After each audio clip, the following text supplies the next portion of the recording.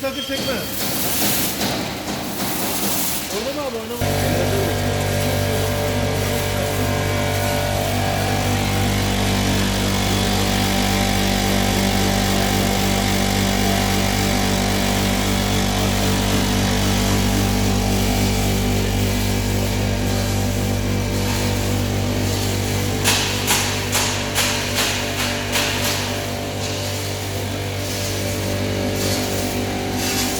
Gözü göster abi.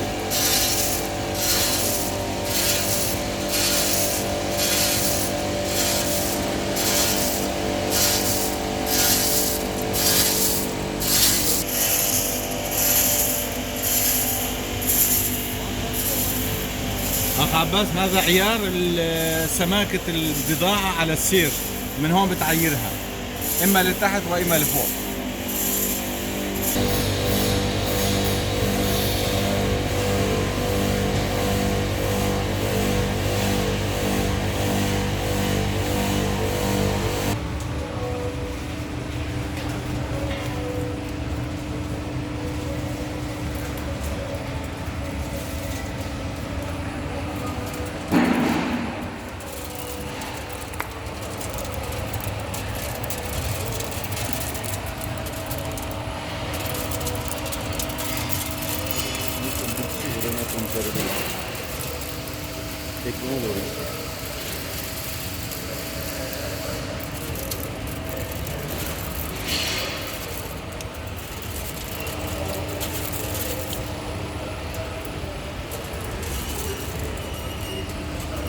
السلام عليكم أخي عباس.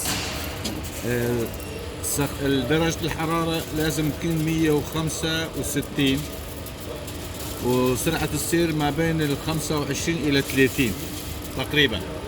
هذا معيار لدوار الشمس. Şimdi durdur abi. Biraz dolsun, sağ göstereceğiz.